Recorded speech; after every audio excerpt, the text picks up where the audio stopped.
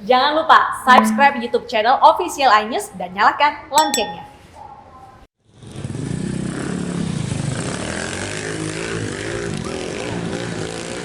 Tak pedulikan keselamatan, sejumlah pengendara nekat menerobos barikade razia lalu lintas di Jalan Bukit Barisan, Kecamatan Medan Barat, Sumatera Utara. Dalam razia ini, puluhan pengendara roda 2 terjaring dan dikenakan sanksi tilang. Banyak pelanggar yang tidak mengenakan helm dan tidak memiliki kelengkapan dokumen kendaraan. Petugas juga merazia pengendara yang masih menggunakan knalpot yang tidak sesuai standar. 53 motor yang kedapatan menggunakan knalpot bising dibawa ke pos Satlantas Polrestabes Medan untuk proses lebih lanjut. Baru saja melakukan penindakan terhadap kendaraan bermotor khususnya roda 2 yang tidak menggunakan knalpot standar. Dalam kegiatan malam hari ini kita dapat mengamankan sebanyak 53 kendaraan roda 2 yang menggunakan knalpot tidak standar pabrikan. Bukan standar pabrikannya. Belasan mobil ambulans dikerahkan ke lapas kelas 2A Kota Gorontalo untuk mengevakuasi 49 warga binaan yang mengalami keracunan makanan. Puluhan warga binaan ini mengalami muntah-muntah dan kejang usai mengkonsumsi bubur saat buka puasa bersama di dalam lapas. Satu persatu korban keracunan dibawa ke Rumah Sakit Otanaha dan Rumah Sakit Aloe Saboe Kota Gorontalo. Sementara itu, petugas kepolisian masih menyelidiki asal makanan yang dikonsumsi oleh para korban. Polisi juga telah mengambil sampel bubur dan beberapa makanan lainnya untuk dilakukan uji laboratorium. Seorang pemuda berusia 18 tahun di Kabupaten Pasuruan, Jawa Timur diikat di pohon mangga dan menjadi pelampiasan kekesalan warga. Bahkan pelaku nyaris dibakar hidup-hidup usai tertangkap tangan mencuri sepeda motor. Petugas dari Polsek Muling segera datang dan mengevakuasi pelaku ke Mapolsek setempat. Di hadapan petugas, pelaku mengaku sudah 3 kali mencuri motor selama bulan puasa karena terlilit hutang dan tak mampu membeli baju lebaran. Dengan menggunakan kunci T, kemudian merusak kunci T, kemudian dibawa lari atau dibawa kabur ke arah Jalan Pantura. Di situ ada salah satu warga atau beberapa warga yang mengetahui, kemudian diteriaki maling. Kebakaran melanda SPBU Mena di Kelurahan Compang Tuke, Kecamatan Langke Rembong, Kabupaten Manggarai, NTT siang tadi. Warga yang berada di dekat SPBU panik berlarian. Pegawai SPBU nampak berupaya memadamkan api dengan alat seadanya. Sejumlah kendaraan menjauhi SPBU saat api terus berkobar. Belum diketahui penyebab kebakaran yang melanda SPBU ini.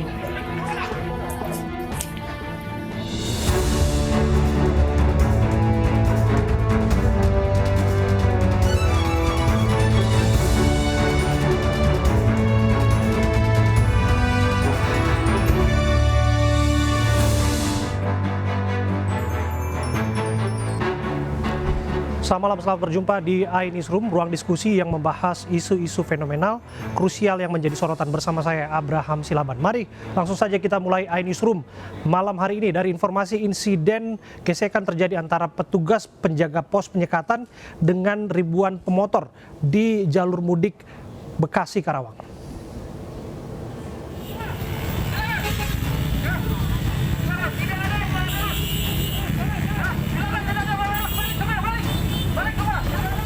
Ribuan pemudik yang menggunakan roda 2 nekat menerobos dan melawan arah.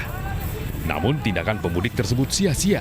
Petugas dengan cepat memutar balik para pemudik hingga terjadi insiden keributan antara petugas dengan para pemudik.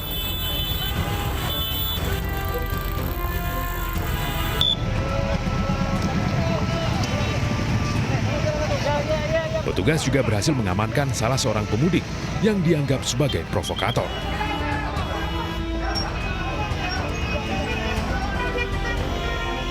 Tindakan tegas polisi akhirnya memaksa ribuan pemudik memutar balik kendaraannya.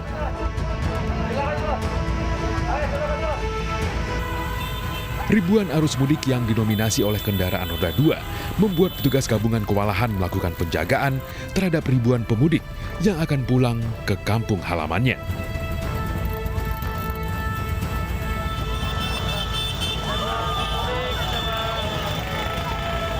Sebelumnya, video ratusan pemudik di pos penyekatan akhir di Kabupaten Bekasi, Jawa Barat viral di media sosial. Ratusan pemudik yang dinominasi dengan menggunakan kendaraan roda 2 berhasil menerobos pembatas jalan yang dijaga ketat oleh petugas gabungan dalam kondisi hujan. Selain itu, ratusan pemudik ini juga berusaha melawan arus sehingga menyebabkan kemacetan di dua arah. Sementara petugas kepolisian kewalahan melawan derasnya para pemudik yang didominasi dengan menggunakan sepeda motor. Sedikitnya 4 orang yang menjadi provokator insiden tersebut sudah diamankan oleh Polres Karawang. Salah seorang pemudik diamankan karena berteriak-teriak saat kemacetan panjang terjadi di pos penyekatan Karawang, Jawa Barat. Pemudik ini diamankan karena melakukan tindakan yang provokatif saat pengendara lainnya sedang antre di pos penyekatan. Selain pemudik, petugas juga turut mengamankan kendaraan milik pemudik. Sejumlah provokator yang diamankan pun dibawa ke pos polisi guna pemeriksaan lebih lanjut.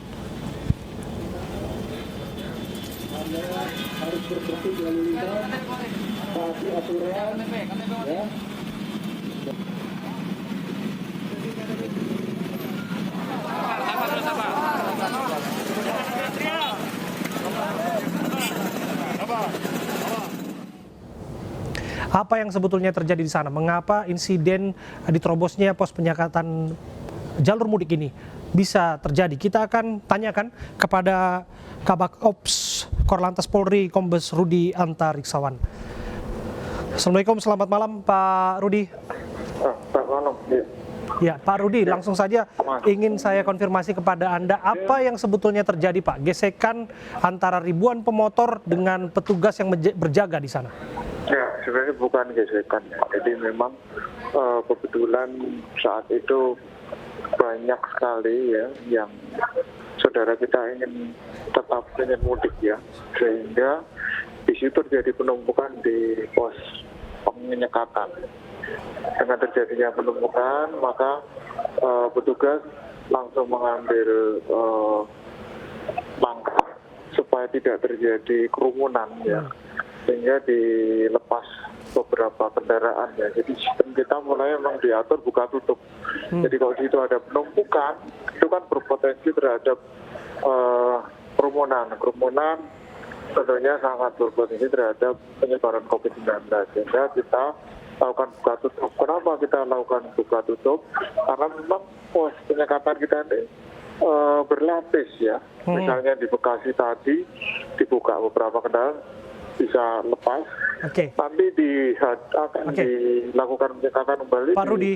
Karawang, di Purwakarta, di Subang, dan seterusnya ada dan akan diputar ulang. Pak Rudi, mengenai insiden yang terjadi disebutkan bahwa sebagian besar pengendara bukanlah pemudik, namun karyawan yang bekerja di salah satu pabrik atau buruh pabrik yang ingin pulang ke rumahnya. Betul? Konfirmasinya demikian? Ya, ini memang baru didalami ya nanti dengan Polres Bekasi maupun Karawang masih dalam pendalaman begitu. Ya. Oke, ini hal yang diharapkan tidak terjadi Pak dalam proses penegasan ataupun ditegakkannya hukum upaya untuk mengantisipasi pemudik. Apakah eskalasi pemotor yang sedemikian banyaknya ini bisa ditangani oleh petugas yang berjaga di sana Pak atau di titik-titik lain Pak? Ya, jadi memang petugas-petugas kita juga dalam kondisi yang cukup juga ya, dan pola-pola kita seperti itu. Ya. Kita jaga keseimbangan antara kerumunan yang tetap terjadi, kemudian juga kelancaran lalu lintas, kemudian juga keamanan, keselamatan masyarakat. Jadi kita sistem buka tutup. Di suatu penemukan di suatu pos penyekatan akan kita lepas, akan kita buka.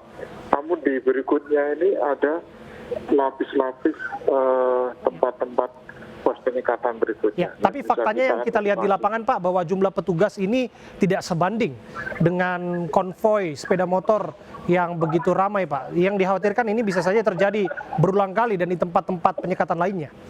Ya, di tempat-tempat itu sudah kita siapkan. Bahkan tadi malam itu Kapolres dan Dandim itu langsung memimpin sampai pagi. Ya, langsung Kapolres Karawang, Bekasi, dan Dandim memimpin sampai kegiatan tersebut. Dan ini terus kita lakukan kegiatan-kegiatan dengan pola benar-benar menjaga jangan sampai ada perubahan. Dan yang paling penting kuncinya itu adalah kesadaran kita, kesadaran masyarakat bahwa jangan dulu mudik. Ya, ditunda dulu mudiknya untuk keselamatan kita semua, keselamatan saudara kita yang kita datangi, termasuk keselamatan kita yang akan berangkat. Ya, itu yang perlu ditanamkan. Pak Rudi, saya tidak bisa membayangkan bagaimana jumlah petugas yang sedemikian banyaknya menghadapi jumlah pemotor dalam angka ribuan begitu ya. Dan skema pemeriksaan ini juga menjadi pertanyaan secara teknis seperti apa Pak? Karena kalau diperiksa satu persatu kan bisa kewalahan juga petugasnya dan kemacetan panjang tidak terelakkan kembali. Ya, makanya kita lakukan pos-pos itu sudah kita lapis-lapis ya. Satu wilayah pun tidak hanya satu pos penyekatan. Jadi untuk mencegah adanya kerumunan-kerumunan kalau terjadi jumlah yang cukup sangat banyak tadi. Begitu Mas. Ya. Oke. Nah, upaya untuk mengurai kerumunan juga menjadi prioritas tentunya ya Pak ya, karena kerumunan ini kan berpotensi untuk pelanggaran protokol kesehatan dalam hal menjaga jarak. Bisa saja klaster penyebaran COVID bisa saja terjadi. Bagaimana kemudian diskresi petugas yang ada di lapangan untuk mengantisipasi hal yang demikian Pak? Iya tadi, makanya diskresi kepolisian tadi sudah saya sampaikan. Setiap kerumunan kita akan lepas, akan kita buka. Jadi buka tutup. Karena di berikutnya ada pos-pos selanjutnya. Ini bukan berarti bahwa petugas lembek ya Pak terhadap upaya mudik yang dilakukan secara akal-akalan ataupun secara bersama-sama dalam masa yang banyak. Oh itu sama sekali bukan seperti itu. Ya memang pola kita untuk menjaga keselamatan, kemudian mengurangi kerumunan, kita lakukan buka tutup. Toh di berikutnya sudah kita lakukan penyekatan berikutnya dan alternatif terakhir kan sudah jelas bahwa PKM mikro itu tumpuan mereka yang tetap nanti sampai di tujuan akan akan dikarantina selama 24 jam. Ini semua pemerintah daerah, kabupaten, kota sudah. Apa yang terlewat dari ini semua Pak? Apa yang bisa dipelajari dari ini semua? Baik dari sisi petugas yang berjaga, termasuk juga dari sisi komponen-komponen sosial lain yang barangkali bisa mengantisipasi hal serupa.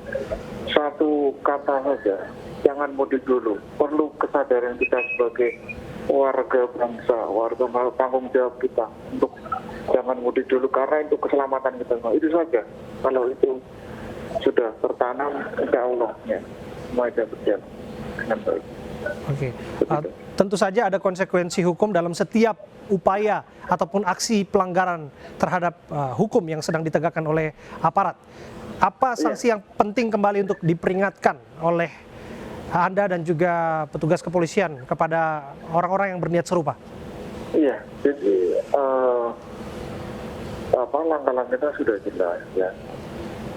Yang tetap ingin mudik, tidak memenuhi persyaratan yang bukan yang diperlukan pasti akan kita putar balik. Adapun pelanggaran kita adakan tindakan lalu lintas. Kalau ada pelanggaran hukum ya kita lakukan tindakan. Begitu. Termasuk provokatornya juga bisa saja diciduk begitu ya Pak ya, karena dalam paralel dengan ini juga ada yang terjadi di Aceh, ada postingan dan lain sebagainya yang berujung pada penangkapan, kemudian juga ini juga ada 4 provokator yang ditangkap sedikitnya. Bagaimana Anda menjelaskan ini Pak? Ya, semua tindakan yang melanggar hukum akan kita lakukan penindakan secara hukum yang berlaku. Begitu ya. Oke. Ya.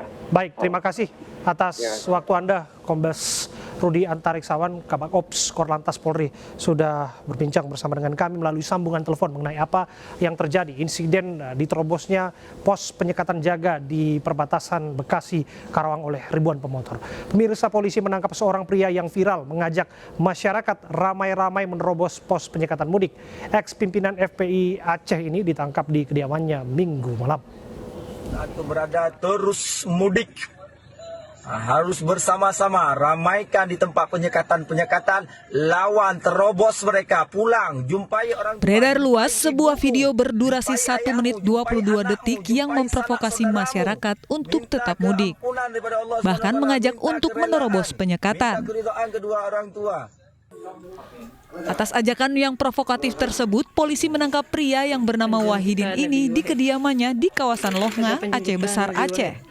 Mantan wakil ketua FPI Aceh ini langsung digiring ke Mapolda Aceh untuk pemeriksaan. Polisi menilai pelaku melanggar Undang-Undang ITE dengan memprovokasi orang untuk melawan kebijakan pemerintah. Saudara Wahidin ini tidak sependapat dengan hal tersebut. Nah, sehingga mengajak masyarakat untuk penyekatan-penyekatan ini dilawan, kalau perlu ditabrak. Nah, terus menganggap rezim pemerintah itu adalah komunis. Nah, ini yang terkena dalam undang-undang IT ini, dia mengujar kebencian. Pemerintah melarang mudik Lebaran tahun ini demi menekan penyebaran virus COVID-19. Kegiatan perjalanan yang diperbolehkan hanya untuk kegiatan yang mendesak dan non-mudik.